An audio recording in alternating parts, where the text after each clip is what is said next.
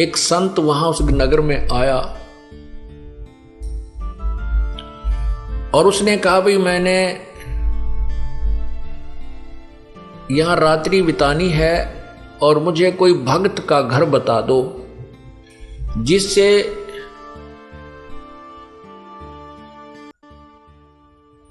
मेरा जो है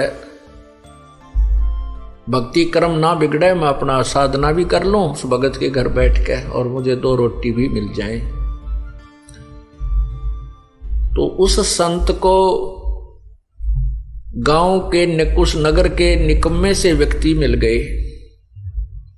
वो कहने लगे बाबा जी साधु संत तो नगर से बाहर रहा करते हैं और जिस प्रकार के आप भगत चाहते हो वो हम बताते हैं। वो सामने इधर चले जाओ, ये रास्ता जा रहा पगडंडी सी और वहां एक भक्त रहता है बाहर, सपरिवार वहां रह रहा है, आप वहां जाओ।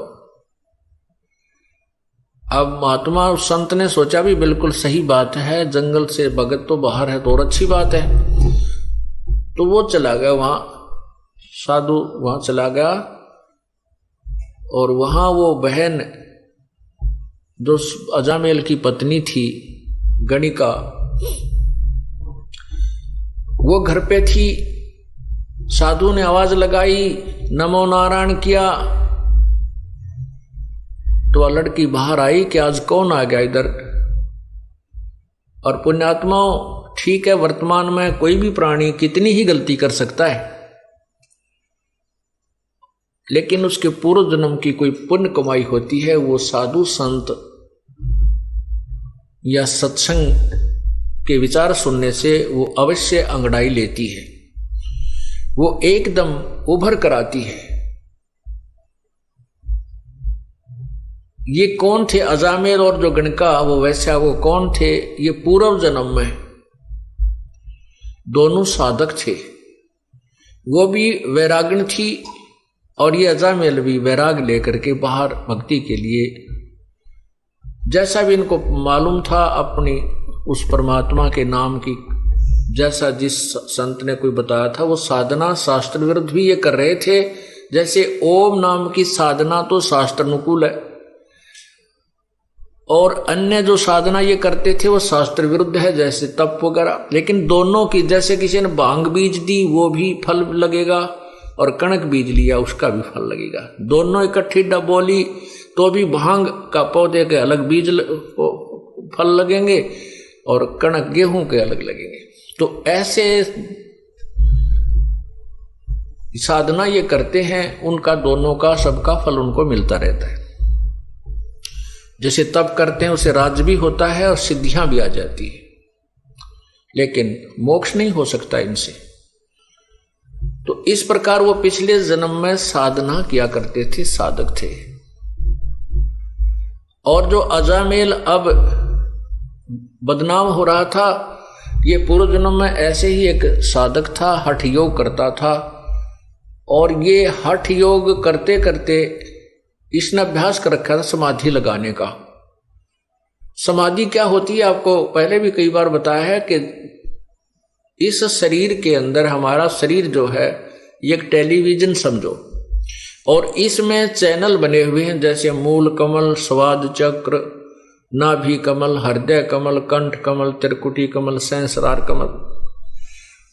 और इसमें जिसका भी जो चैनल ऑन हो गया पूर्व जन्म की कमाई से,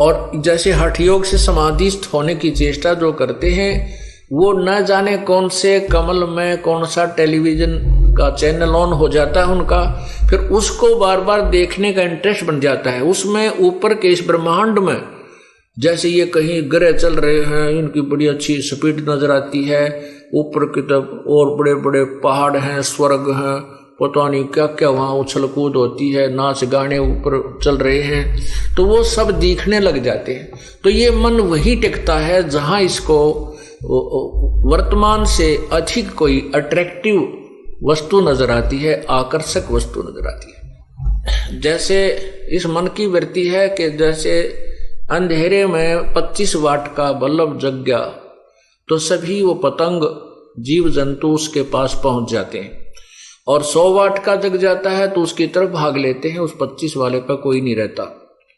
ऐसे ही जो हम यहां देख रहे हैं इस पृथ्वी के ऊपर, जो भी हम मन की आकर्षण वस्तु देखते, इससे बहुत ज्यादा अधिक ऊपर के लोकों में है।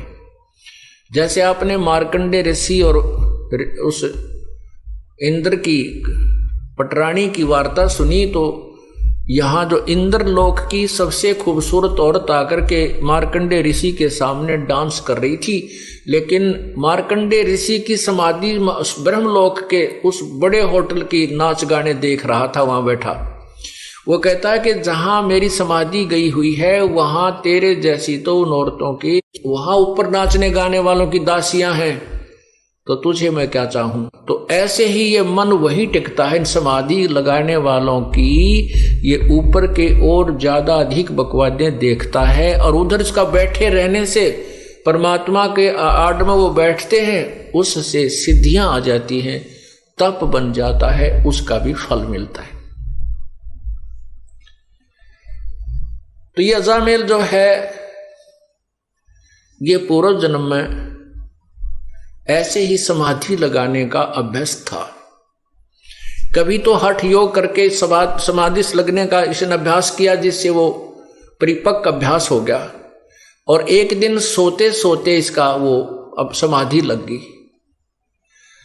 समाधि लग जाती है तो मन बहुत दूर पहुंच जाता है, वहां की बकवादें देखता रहता है और शरीर को कोई आभास नहीं होता।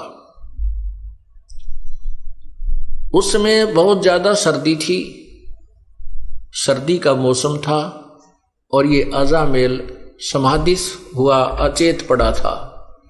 और उधर से जो गणका वैसा बनी हुई है वो लड़की भी वैरागण थी, साध्वी थी। उसमें कहते अभी आपने सुना था कि दर्दबंद दरवेश है बेदर्द कसाई, जिसके हृदय में दया नहीं वो तो कसाई है, जिसके हृदय में दर्द है दुख है, दूसरे को दुख को अपना दुख समझता है, वो दरवेश है, वो संत है, साधु है, भक्त है। तो उस लड़की के मन में, उस साध्वी के मन में ये विचार आया। दूसरे लोग कहने लगे कि इसने 1 हफ्ता हो गया, 3 दिन हो गए हैं, ये उठा नहीं है, इसकी समाधि लगी है। तो उस बहन के मन में ऐसा आया कि कहीं इसका साधु का शरीर नष्ट ना हो जाए, सर्दी ज्यादा है, कहीं इसके प्राण ना चले जाएं। और कोई कपड़ा था नहीं, इस भक्त ने, उस साधक ने अजामेल जो पूर्व जन्म में केवल एक कोपीन, एक लंगोट पर्दे पर बांध रखा था, बाकी नी वस्त्र था, कोई कपड़ा नहीं रखता था। उधर से वो साध्वी थी, उसके पास भी एक्स्ट्रा कोई कपड़ा नहीं था। तो उसने सोचा इस साधु का जीवन बचाना अति आवश्यक है, तो उस लड़की ने उस साधु के ऊपर लेट गई। वह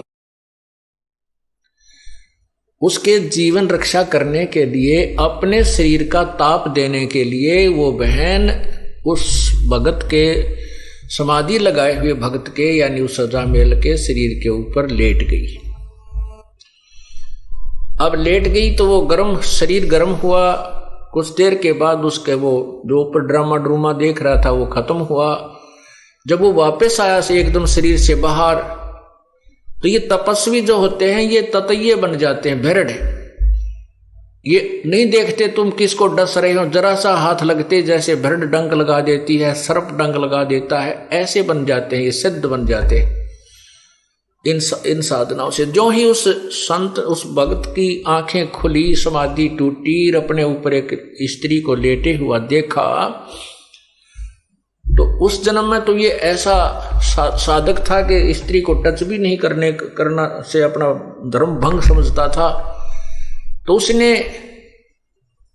उस औरत को ये सोचा कि ये मेरा धर्म भंग करने की चेष्टा कर रही है, उसको श्राप दे दिया कि तू वैसा बनेगी अगले जन्म में। तो उधर से वो भी उससे कैसी थी, दया तो थी उसमें, ये तो साधु में होता है, तभी तो भगवान की साधना की तरफ चलता है, दयालु जिसमें दया होती है। लेकिन जिसको साधना ठीक नहीं मिलती वो दयालु होकर भी दुष्ट कर्मों से नहीं चूकते। उधर से उस लड़की ने उसको श्राप दे दिया कि तू भड़ुआ बनेगा, अगले जन्म में तू भड़ुआ होगा, अर्थात व्यभिचारी होगा। तब जब उन दोनों का वो पारा सा उतर लिया छो का, फिर विचार करने लगे। तो उस लड़की ने कहा कि नालायक, मैं तो तेरे शरीर को गर्मी दे रही थी, मैंने तेरे जैसे निकम्मों की कोई आवश्यकता नहीं, मैं फिर घर क्यों त्यागती अगर मैं ऐसे कर्म करती। मैं तो मुझे पता लगा कि 2-3 दिन से तू बेहोश पड़ा है, कहीं तेरा शरीर नष्ट ना हो जाए, मैं तो इसलिए तेरे शरीर को गर्मी देने के लिए, और कोई वस्त्र ना था मेरे पास, अपने ही शरीर से तेरी रक्षा कर रही थी। तब वो महसूस किया उसने भी कि बहन मेरे से गलती बन गई। अब वही तो बात है ना, कहते हैं तीर कमान से और वचन जुबान से निकलने के बाद वो वापस नहीं आता। तो सोच समझ कर हमने हर क्रिया बोल चाल करनी चाहिए। तो उसी के परिणाम स्वरूप वो तो वैश्या बन गई, वो बदचलन बन गया, दोनों का फिर संयोग हो गया। अब वो पति पत्नी रूप में, फिर उसके बाद उनका काफी प्रेम बन गया। जैसे जब उन्होंने पता लगाया था कि उस भक्त ने भी पता लगा कि तू कुर्बान थी, तेरा शरीर की रक्षा की, तो उनका आपस में बहुत ज्यादा लगाव बन गया, आपस में प्रेम बन गया, एक दूसरे ममता बन गई। बिल्कुल वो उस जीवन में ब्रह्मचारी रहे और बिल्कुल ठीक रहे। लेकिन वो ममता जो आपस में युकाल का तो जाल बड़ा भयंकर है, वो आपस में मोह फंसा रहा। उस मोह ने ये फिर कट्ठे लपेट दिए, अगले जन्म में ये पति पत्नी बना दिए, और साथ में वो वैश्या बन गई और अजामेल बन गया ये बदचलन बड़ुआ। अब वो साधु वहां संत पहुंचा उसके द्वार पे, तो वो लड़की जो गणका बनी हुई थी वो एकदम बाहर आई कि हमारे द्वार पर नमो नारायण करने वाला कौन आ गया। तो गाली देने वाले तो बेसिक आ जाते थे, और आज ये परमात्मा का नाम उच्चार करने वाला कौन आ गया। एकदम वो बाहर आई और कहते हैं पिछले जन्म की जो साधना की हुई होती है, वो भक्त आत्मा मनुष्य जीवन से जब आते हैं तो शीघ्र भक्ति पर लग जाते हैं। चाहे वह कितने ही दुराचार करता है, चाहे कितने ही वो विकार करता है, शराब पीवे, मांस खावे, चाहे तम्बाकू सुल्फा पीता है, वो पिछले जन्म का जो मनुष्य शरीरधारी प्राणी होता है और पिछले जन्म में कुछ भक्ति की हुई होती है और वर्तमान में कुसंगत में फंस जाता है, वो तुरंत त्याग देता है उन बुराइयों को और परमात्मा की भक्ति में उसी प्रकार सपीडता लग जाता है। अब उस भक्तनी ने बाहर आते ही ऋषि के चरण दिए और कहा, हमारा कौन सा पुण्य उदय हुआ, हमारे द्वार पर साधु संत आए हैं, आओ जी बैठो जी। अब साधु ने संत ने सोचा भी कति ठीक ठिकाना आ गए तो बहुत भगवान आत्मा मिल गई और बहुत ही अच्छे भक्त मिल गए। अब अंदर जब पहुंचा तो उसने एक चारपाई थी जिसी घर पे वो उस पे बिछा दिए सुंदर कपड़े धोए धाए, साधु बैठ गया दच के उस चारपाई के बीच में। दोपहर के बाद का समय था, 2-3 बजे 4 बजे, और वो अजामेल गया हुआ था जंगल में शिकार खेलने, शिकार लेने के लिए। कोई मर्ग, कोई पशु पक्षी मार के लिया करता डेली और हाथ तक काट के शराब पिया करता वहां जंगल में बना करके मदिरा। तो वो आया, उसने क्या कर रखा कि कंधे पे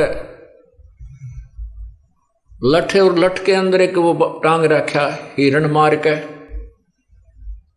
और आते ही वो पटक दिया आंगन में। जड़ महात्मा बैठे थे उसके साथ में ही, और नो पटक जब नो ना देखा कि महापुरुष बैठा सामने, उसने आते ही दुखी सा हो रहा था, कहा ले भगवान तो सारा दिन में एक का पाया, सारा दिन लग गया, एक ही मर्ग मिला, बड़ी मुश्किल से हाथ लगा। अब जब उसने वो मर्ग वहां पटका तो वो साधु की नजर गई, भाई के खुड़का हुआ कौन बोला। जब उस संत ने देखा रही तो भाई कुकर्मी आदमी है, कौन आ गया इनके भक्तनी के घर में, मांस यो मर्ग मार रखा इसने। तो उस लड़की से पूछा, बेटा यू कौन है, कौन आ गया तेरे घर में। वो कहने लगी, जी ये भगत जी है आपका, ये आपका सेवक है। बाबा जी ने ठा लिया जोड़ा, जब अड़कसू गल जग आ गया, भाई तू तो ये किसा सेवक मर्ग मार के ला रहा। तो फिर उसने देखा कि तो संत था, आया हुआ है आज तो तुम्हारे दरबार पे। अब उसके अंदर भी जो पूर्व जन्म की भक्ति थी वह जागृत होगी। परमात्मा कहते हैं कबीरा दर्शन संत के परमेश्वर आवे याद, और लेखे में वाह है घड़ी बाकी का समय बाद। तो उसी समय उस अजामेल ने भी पैर पकड़ लिए और उस बहन ने भी, उसकी पत्नी ने, और कहने लगे महाराज हमारे द्वार से आप नो मत जाओ। अब पहले पापी आत्मा है और आप जैसे महापुरुष हमें कोई सदुपदेश नहीं देंगे, हमारा कोई रास्ता मार्गदर्शन नहीं करेंगे, तो हम बुराई कैसे छोड़ देंगे। वो बोला मैंने छोड़ दो जल्दी, बस मेरे साथ तो मजाक कर दिया किसी ने, मैं गलत आ गया यहाँ पे। तो उन दोनों ने बहुत याचना की कि नहीं साधु, नहीं महाराज आपने ऐसे नहीं जाना चाहिए, हम बुरे हैं भले हैं आप ही के तो हैं, आप हमें कुछ शिक्षा दीजिए ताकि हमारी बुराई छूट सके। काफी आग्रह करने से संत ने दया आगी कि भाई चल इतना कुछ कह रहे हैं, गलती हो जाया करती है, और ये कहें भाई हम सुधरने की चेष्टा करेंगे तो ठीक है। कहने लगे भाई इस बीमारी ने बाहर घेर का, अभी आज से प्रण करो, कसम खाओ, प्रतिज्ञा करो कि ये बुराई तुम नहीं करोगे। अब कहते हैं साधु दर्शन राम का, मुख पे बसे सुहाग, और दर्श उन्हीं को होते हैं जिनके पूर्ण भाग। अब वो पूर्ण भाग थे क्योंकि पिछले जन्म की कमाई थी, और किसी ना किसी जन्म में वो परमात्मा की शरण में रहे हुए होते हैं। जो प्रभु आते हैं प्रत्येक युग में आते हैं, और वही कमाई उनको मनुष्य जीवन दिलवाती रहती है। बाकी जो अन्य हठ योग आदि करते हैं वो तो मलाई यही खत्म खर्च करते रहते हैं, सिद्धियां प्राप्त करके या कोई राज्य प्राप्त करके फिर पैरेलल हो जाते हैं। तो उन्होंने उसी समय उसको उठा के उस मर्ग को बाहर फेंक दिया और कहा महाराज जी बाजार से जाकर के हम बिल्कुल फ्रेश आटा लावांगे आपके लिए, अलग से भोजन बना देंगे, नहा धो के, आज के बाद हम कोई बुराई नहीं करेंगे, लेकिन आप हमारे द्वार से जाइए मत, हम शाकाहारी हो जाएंगे। अब उस संत ने कहा भाई ठीक है।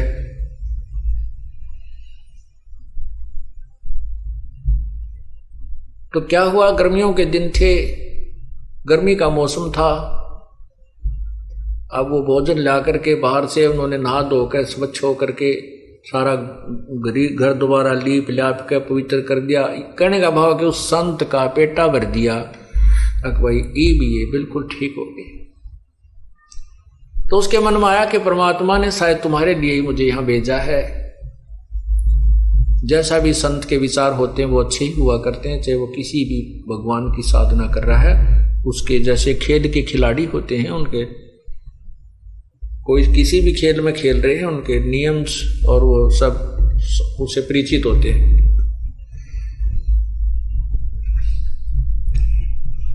अब रात्रि के समय साधु तो भजन करने लग गया और वो दोनों जने पंखा लेकर के खड़े हो गए बारी बारी। फिर वो भजन साधना करके लेट गया, तो लेट के आसपास छिड़का कर दिया पानी का, और ऐसे पंखा बारी बारी कभी वो खड़ी हो जा कभी वो खड़ा हो जा, उसको साधु को हवा कर रहे हैं। सुबेरे संत बोला भाई भक्तों एक काम करो, तुम नाम ले लो, भगवान का नाम जपया करो। तो वो कहने लगे महाराज जी मारे पर नाम में कोई लिया जा, और कोई को बात करवा ले, कितना कठिन काम करवा ले, यो नाम नहीं लिया जाता। तुलसी पिछले पाप से हरि चर्चा ना भावे, जैसे जबर के भेगते भाई भूख विदा हो जावे।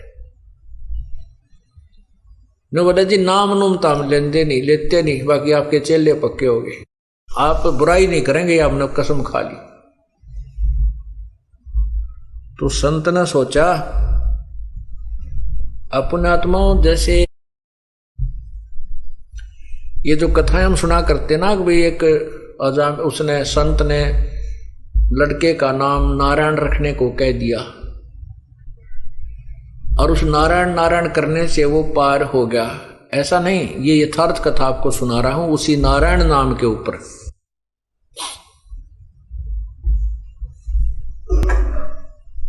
तो संत ने सोचा भाई इनके निकम्या के काम बिगड़ गए, घने पाप घने इकट्ठे हो गए, इसलिए इनके राम नाम में रुचि नहीं बन सकती, तो क्यों ना ऐसा तरीका कर दूं कि ये भगवान का नाम उच्चारण करने लग जा। न्यू बोला भाई तुम्हारा लड़का होगा 10वें महीने, लेकिन उस लड़के का नाम जो मैं बताऊं वही रखना, उसका नाम तुम नारायण रख लेना। दोनों ने करबद्ध होकर कहा कि प्रभु जैसे आपकी आज्ञा, आपकी दी संतान जो होगी पुत्र होगा तो उसका नाम हम नारायण रख देंगे। ऐसा ही हुआ, लड़का हुआ, लड़के का नाम नारायण रख दिया। अब छोटा बालक बुढ़ापे में बहुत प्यारा लगता है, छोटा बच्चा वैसे भी ज्यादा प्रिय होता है, लड़का हो चाहे लड़की। तो वो लड़का जब उसके इतना मोह हो गया उस नारायण नारायण करता, वो लड़का थोड़ी इधर उधर हो जाता, घंटा 2 घंटे ना आता तो वो नारायण नारायण करता हुआ उस बालक ने ढूंढ के लाता, चाहे वो जंगल में कितना कोई बेर ब्यार खाने गया हुआ होता, फल खाने के लिए वहीं से ढूंढ के ले आता। अरे कित गया तन अड़ खा जाएंगे जंगली जानवर, बेटा दूर मत जाकर, भयभीत रहता। उसके अंदर इतना मोह बन गया। एक दिन उसकी अचानक मृत्यु होगी, क्योंकि उसका समय जो है ना, उसकी मृत्यु होगी, उस अजामेल की मृत्यु होगी। तो उसको यम के दूत ऊपर लेकर गए धर्मराज के दरबार में, जहां अकाउंट होता है एज का, कर्मा का, कितनी आयु थी, कितने समय में यू मरा, इसने कैसे पुण्य कितने पाप किए। जब उसकी मृत्यु होगी तो उसकी पत्नी ने देखा कि तो मर गया अचानक। 2-4 दिन से वो अस्वस्थ भी चल रहा था। उसकी मृत्यु होते उसकी पत्नी ने हाहाकार मचा दिया। उसका कोई साथी था नहीं, ना कोई गांव का सहयोगी था, सब उससे नफरत करते थे। तो उसने सोचा भी इसका अंतिम संस्कार यहीं अपने आंगन में ही कर देती हूं। उसको घसीट कर एक साइड में कोने में रख लिया और उसके ऊपर लकड़ डालने शुरू कर दिए। लकड़ लाने लगी, इधर उधर से इकट्ठे करके चिता बनाने लगी। 1 घंटे 2 घंटे के बाद उसकी वापस चेतना आ गई, वो जीवित हो गया। तो ऊपर उसने देखा, वो जब वापस आया तो उसकी पत्नी बुरी तरह रो रही, वो लड़का भी रो रहा और उधर से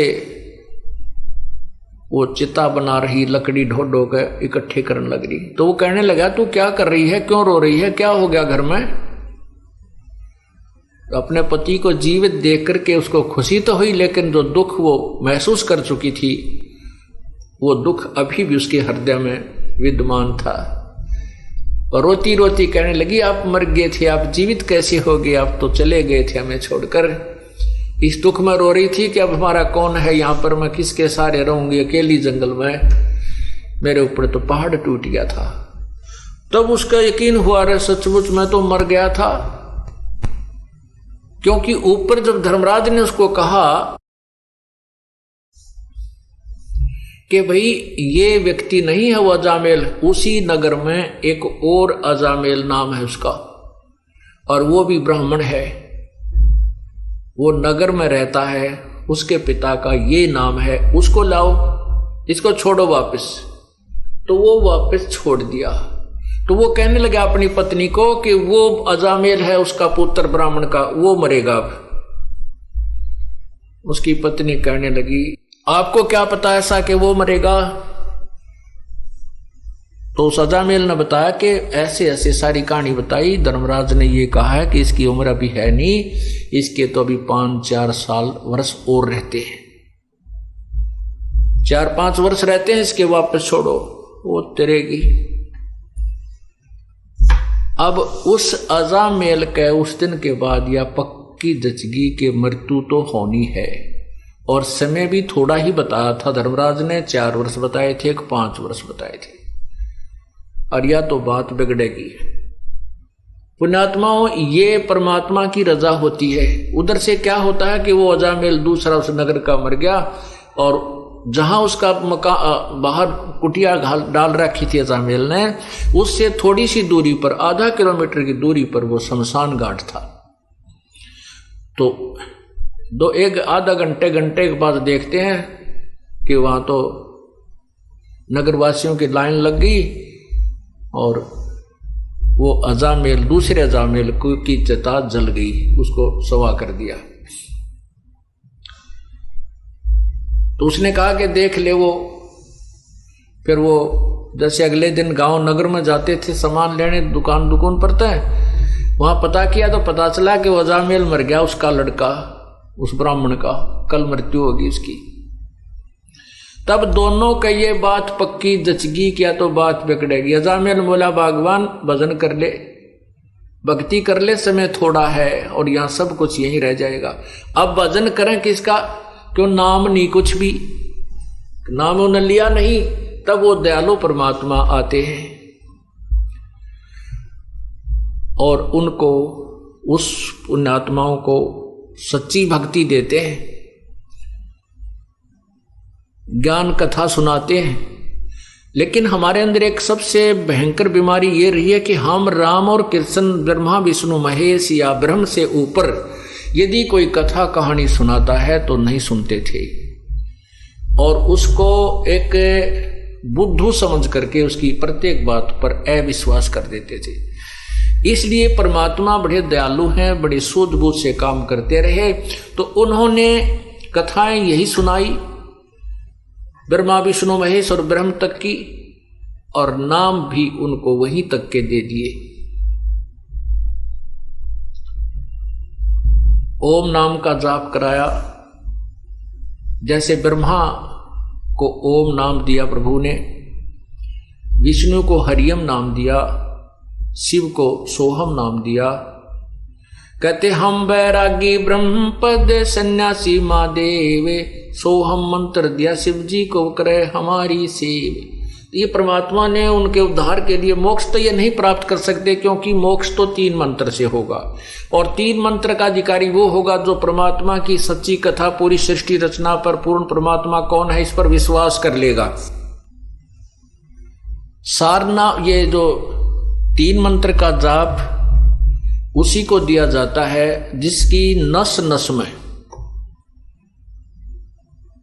अर्थात पूर्ण रूप से जिसका विश्वास परमात्मा पूर्ण ब्रह्म कबीर भगवान में हो जाता है कि वही मोक्षदायक है, उसी की पूजा से पूर्ण मोक्ष होता है, और अन्य भगवानों की सतीथि से वो परिचित हो जाता है। ये भगवान नाशवान है, अविनाशी नहीं है, और इनकी साधना से जीव को इतना लाभ होता, स्वर्ग गया, फिर मृत्यु, फिर स्वर्ग गया, फिर नीचे आया, फिर स्वर्ग गया, फिर 83 लाख योनियों भोगी। इस तरह का ये रहट जैसा कुआं, अर्थात ये चक्र अन्य भगवानों की साधनाओं से चलता ही रहेगा। पूर्ण परमात्मा की भक्ति से पूर्ण मोक्ष होगा। तो इसलिए परमात्मा जैसे पहली बार आए, ब्रह्मा को ओम नाम दिया, क्योंकि वो वेदों में ओम नाम से दृढ़ था कि इसके अतिरिक्त कोई मंत्र नहीं है। तो उसका नाम भी, उस नाम का जाप भी पूर्ण संत से लेकर ही किया जाए तो ही लाभ होता है। इसलिए विष्णु जी को हरियम जाप दिया, विष्णु और लक्ष्मी दोनों को, सावित्री और ब्रह्मा को ओम दिया, और शिव को और पार्वती को यही मंत्र दिया। क्योंकि तत्व ज्ञान है, धीरे धीरे समझ में आएगा आपको। अभी तो हमने केवल ये कथाएं सुन रखी थी, छोटी मोटी कथाएं थी, या संतोषी माता के व्रत की कथा सुन रखी थी,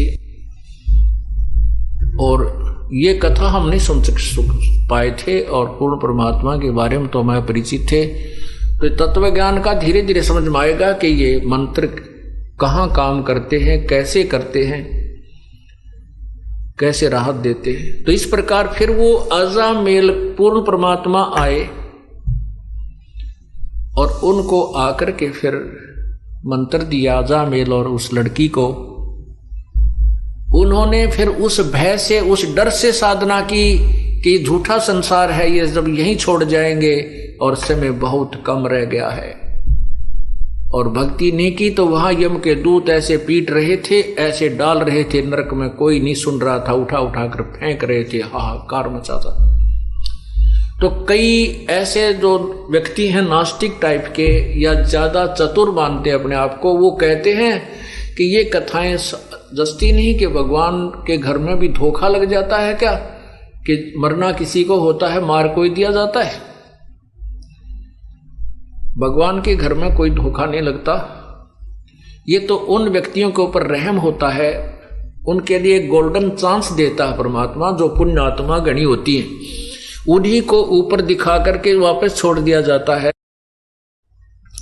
कि ताकि ये यहाँ की यथार्थता को पहचान कर फिर संसार को आसार समझ के अपना काम बना ले, भक्ति पर दृढ़ हो जाए। उन पर विशेष कृपा होती है। तो जैसे अजामेल और गणका पर विशेष, उस अजामेल पर विशेष कृपा हुई कि उसको वो सारा ऊपर का दिखा करके झंझट और वापस छोड़ दिया। फिर उसको भय बन गया, उसको चिंता बन गई। तब उसका अजामेल और गणका वो दोनों विमान में बैठ करके स्वर्ग गए। इसमें क्या बताया है, सुनो महात्म नाम का मुजरे चलवाई, अजामेल गणका तेरे और सदन कसाई।